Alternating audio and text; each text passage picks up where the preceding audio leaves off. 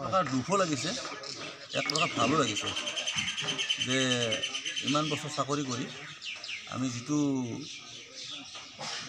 মানে বন্ধনত আছিলোঁ, কৰ্তব্যৰ বন্ধনত, কিন্তু এতিয়া মুকলি হৈছোঁ, অলপ ফ্ৰী যেন অনুভৱ হৈছে মোৰ, মুকলি অনুভৱ হৈছে, ভাল লাগিছে।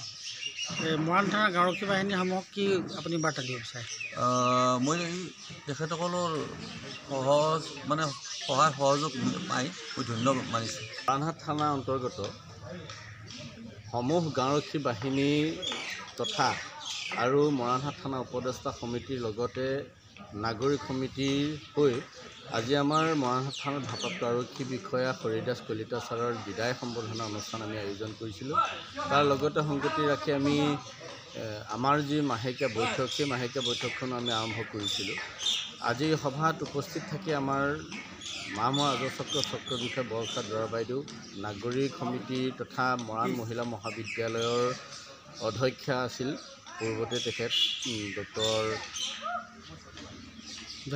জয়শ্ৰী ফুকন বাইদেউ, তাৰপিছতে উপাধ্যক্ষ আছিল উপস্থিত সভাত আমাৰ লোহিত বৰুৱা ছাৰকে প্ৰমুখ কৰি মৰাণহাট থানাৰ ছেকেণ্ড ছাৰ, মৰাণ চেপন আৰক্ষী চকীৰ ভাৰপ্ৰাপ্ত আৰক্ষী বিষয়াৰ লগতে আমাৰ সমূহ গাঁওৰক্ষী বাহিনীৰ সভাপতি, সম্পাদক, নায়ক তথা কৰ্মকৰ্তাসকল উপস্থিত আছিল। আৰু এই বিদায় সভাতে আমি তেখেতক এখনি ফুলাম গামোচা, এখনি চেলেং, এখনি সঁফুৰা আৰু এখনি সম্বৰ্ধনা পত্ৰ লগত এখনি কীৰ্তন ঘোষাৰে তেখেতক আমি সম্বৰ্ধনা জনাওঁ। তাৰোপৰি আমাৰ গাঁওৰক্ষী বাহিনীৰ বিভিন্ন ব্যক্তি বিশেষে কৰ্মকৰ্তাই তেখেতক ফুলাম গামোচা, বিভিন্ন জাতীয় জনগোষ্ঠীয় গামোচাই তেখেতক সম্বৰ্ধনা জনায়।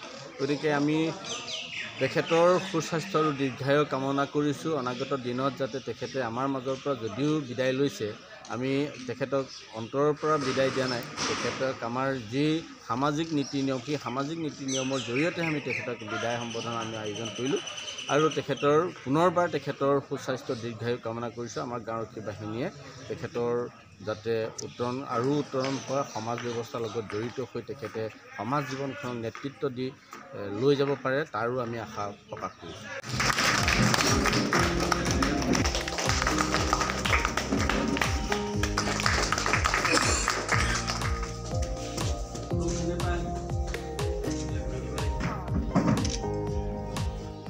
যিকোনো খবৰৰ বাবে যোগাযোগ কৰক 7099017330 লগতে 7099017110 নম্বৰ।